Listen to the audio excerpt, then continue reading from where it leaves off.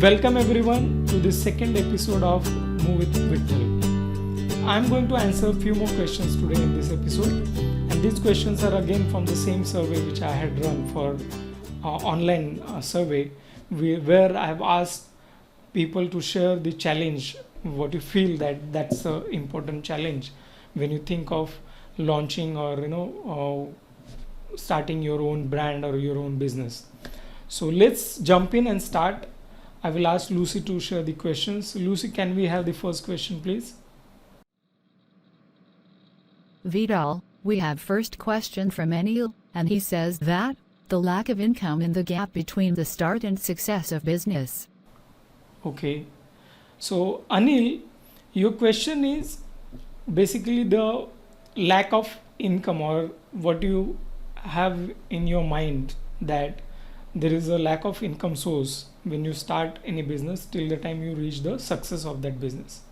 So this particular gap, this is what disturbing you as per your question, what I understood.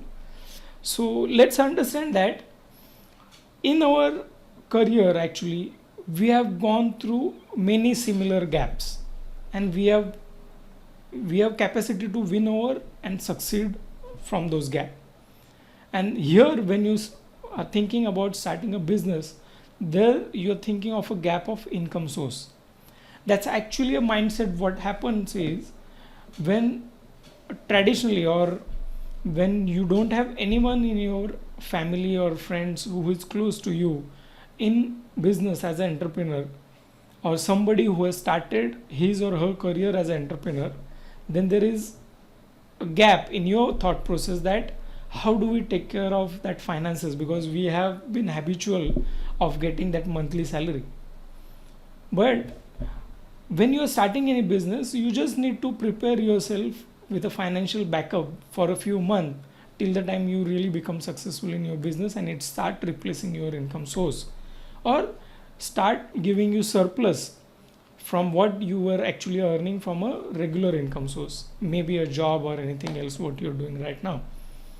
Similarly, when I was talking to you that we have gone through such a gap in our life, that is when we did our education or graduation or qualification or engineering you might have done, there when you took admission to the first semester, there was a gap of knowledge, information and that qualification, wherein you actually followed the mass and you knew that if I finish my engineering, I'll be successful and I can start my career. I will have my own job or my own business and I'll start earning.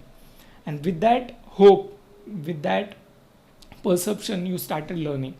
So there was a gap in the knowledge, in the education, when you took admission to the first semester until the time you pass out in the last semester.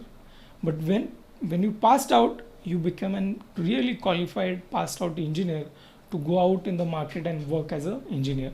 So there was a gap in that particular phase of your life, but you could actually come over.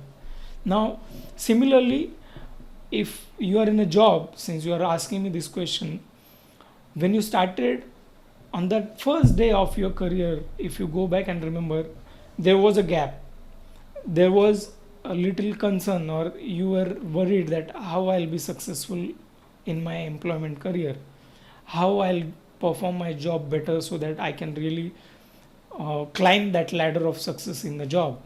So that gap also you eventually filled up when you start doing job. So why I'm taking this example of education or a job or a career, that we have actually gap in every phase of our life. We start with something where we are not an accomplished person or an expert in that particular phase, but then eventually we learn and we become expert.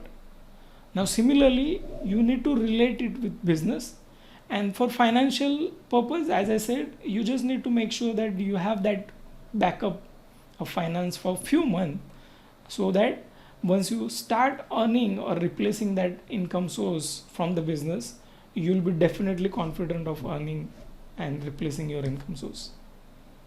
Hope this will give you that confidence that yes, there will be gap, but how to come over that thought process, that is what is important here. So let's jump in and take the second question. Lucy, can you just tell me the second question? Vidal, today's second question is from Vinu, and he says that he thinks most important challenge is he worries a lot about results. Okay, so Vinu, you're talking about result. Now here what I understand is it's always a failure, or when you're talking about result, you're not worried about success, right? Because if you are successful, everyone is happy about it. But you are actually feeling challenged because you feel that what if I fail? And that's what basically what I understood from your question. So if I really talk in terms of NLP or neuro-linguistic language, there are no failures in life. And that goes very well in any phase of or any particular work, whatever you're doing. If you apply any strategy in your business, let's take an example here, and after a certain phase, you reach a benchmark where it is not meeting your expectation, and that is what you call it as a failure. Basically, it did not meet your expectation, so you are actually need to go back, introspect, and look at the strategy what you applied and change that strategy. Bring those amendments in the strategy which are really required for that particular market, for you as an individual person who is working on that business, and change the strategy and apply that strategy and rework on your business formula. And then you see what results you are getting when you reach that benchmark. So my answer to this is there are no failures, there are only feedback. You need to get that particular failure as a feedback, go back and apply that, change that strategy, apply that feedback so that you really bring that amendments in your strategy which is applied in the business, and then you look at the result again reaching to that benchmark. So there are no failures, just introspect, take it as a feedback, change the strategy and redo it. That's the mantra for this. Let's move to the next question. Lucy, you can take up the next question, please. Mohammadi has asked third question, and his challenge is coming out of comfort zone. What he should do to come out of it. Okay. Very good question, Mohammadi. I personally feel that this question is basically this particular challenge is not only your challenge. This is for everyone who really wants to come out of that regular earning source and they want to do something out of their own idea and create a business or brand. So they need to come out of the comfort zone. Now here what happens is actually why we feel that we are in a comfort zone, because first is we were actually how we grow up, we never taught how to be on our own. In the sense, when we were in education, there were exams, there were teachers, exams, and that exams were actually a ultimate goal for which we need to work towards it. And to get good results and pass from those exams, we used to work on studies. After study, since you are in a job, there is a boss, there are targets, there are KPIs, and there are goals which we need to meet. So there is somebody who is pushing, and that's the reason we keep ourselves on those targets and make sure that we achieve them. But at the moment when we start thinking of business or entrepreneurship, here comes a challenge that there is nobody as a boss behind us, right? There is no one going to push you and tell you that you need to finish this, right? So for this, you need to have, first of all, you need to have very clear-cut goals with the clear targets. You need to make sure that you're committed to meet those targeted dates for those particular goals. So what is required is basically that clear goals, targeted dates, and your own commitment. Along with this, I would always recommend, because that's what I learned from my personal life, that you need to have a mentor or a coach in your life who can really become that power of association or a guidance, who can actually be an accountability partner as well, who can push you and guide you that this is what you need to do, this you should not do, and you will able to run behind those targets and goals to make sure that you achieve them. So for the comfort zone, you need to make sure with your goals, target dates, and be committed, and have somebody as a coach and mentor who can be an accountability partner or push you to meet those targets. Hope you could get the answer from whatever I am suggesting you in this. These are all things which actually even I have also felt same thing, but then I applied this in my journey and I found then these principles really works. So let's move to next question. Lucy, just go to next question. Fourth question is from Jitendra. He has very unique challenge.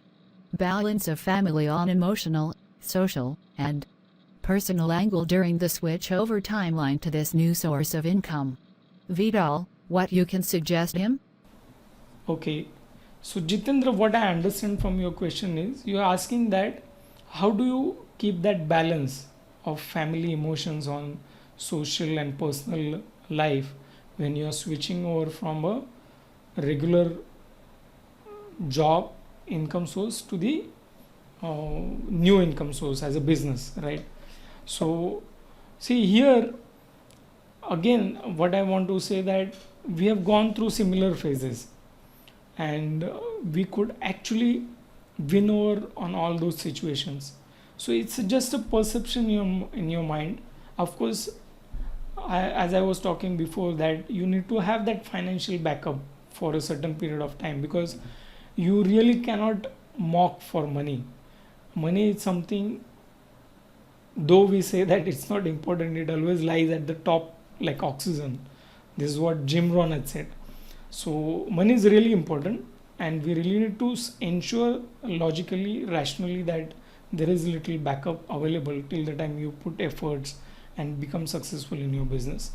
So having that balance, this question how I can answer is, in a life there are different phases. Like when you are single, before marriage you got educated, then you started your job, and then you got married.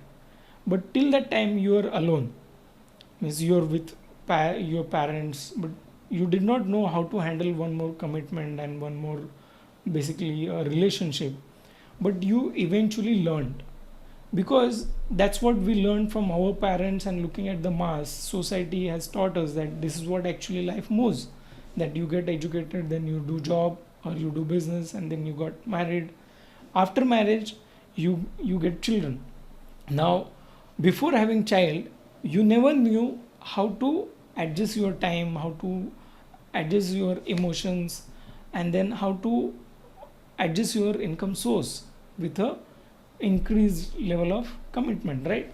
But eventually you learn that, and you happily got married, you got children, and then you are living happily. Similarly, when you are thinking of doing something as a business, don't take it so seriously. It's a simple phenomena that instead of a job where it gives a monthly income source, you are actually going to a larger perspective for doing a business, and it has got a huge potential to replace your income source, by the way. So that's what you need to keep in your mind, and don't think of balance, it will eventually come. And on a larger perspective, I would like to say here that in a job actually you put whole year, you put so much of efforts to get that small increment after a year. Sometimes it may not come also, but still we keep our efforts to increase that monthly salary by some amount after putting efforts of year long. Now, when I'm talking about business, understand that business has huge potential to increase your income source multiple of times what you're putting based on what efforts you are putting in the business and how effectively you are making yourself worthy enough to attract that success. So this is very important to understand that don't play for a small game, play for a big game, and you will find that it is really a successful platform where this can make your fortune. And this is not for somebody who is looking at living end-to-end life and managing the commitments, monthly commitments, right? So please look at the larger perspective when you want to do business, and this can really make you a fortune and not just the end-to-end meeting the commitment on a monthly basis. Hope you got the answer from this, Jitendra. So can we move to next question, Lucy? No more questions for this week. That was the last question. Okay, so these were the questions for this week. So before I end this session, I want to tell you a story. I hope everyone likes the story, me too. So this story is of mother giraffe and a baby giraffe. And I have learned that nature really teaches a lot of lessons. And this is one of the wonderful lessons which I always keep reminded myself when I'm thinking of any failure or comfort zone, all these answers what I give today. So this mother giraffe, when gives birth to a newborn baby, that baby falls down heavily on the floor because the giraffe is very tall. And just after the birth, when this baby falls down, this mother goes and stands on the baby and kicks up the baby far away. So this newborn baby, just trying to understand where it has fallen, that baby gets a heavy kick. And after that baby falls down at a far distance, this mother goes there and she again kicks off the baby at a distance. So this continues till the time this baby decides that if I really don't stand on my own feet, I will get another kick. So this baby immediately learns to stand on its own feet, and not only stand, that baby starts walking, and eventually till the time this baby starts running, this mother keeps kicking this baby. And once this baby starts running, then this mother giraffe goes and start kissing and embracing that baby. Can you imagine a mother behave like this with a newborn baby? Why? There is a simple learning from this, that this mother knows that she cannot be around her baby all the time to protect that baby. And in the forest, there are so many wild animals who would love to have this soft flesh of a newborn baby. And it's very difficult to save their life. She makes sure that this newborn baby learns to run on its own, so that in case of safety, they can perform on their own if she is not around. And what we learn from this lesson? Life is full of challenges, right? There are many occasions where we will fall down. But irony is, we need to learn to get up, rise, and start running again. And it's such a profound knowledge this story gives me. And my message to every one of you here is, this particular phase of COVID-19 has taught us a lot. And we really need to understand that we really need to look around, learn from everything what is there around us, and make sure that even if we fall down, we need to make sure that we rise up again and start running again.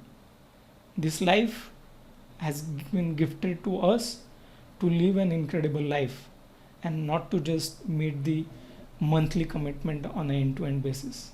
So if you want to become part of my wider mission, then you are most welcome. Be part of my digital lifestyle community, where I'm on a wider mission to help and create a community of 1 million digital experts who will be working on their own ideas to create their own brands digitally. And I really welcome you all to be part of this community. Go there and subscribe or register with your name and email address on my website, that is www.𝗏𝗏𝗪𝗏.com. You can always write me on my email address, that is connect@𝗏𝗏𝗪𝗏.com. Like this video, subscribe to my YouTube channel, that is Ask Vittal, and share this video with your near and dear ones, because you may not know that somebody out there is looking for these answers as well. So spread this word, be part of this community if you really want to bring that change in your life as well.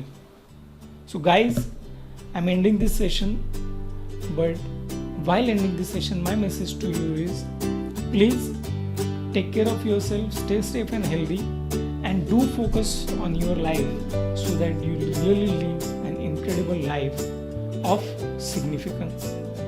Thank you so much.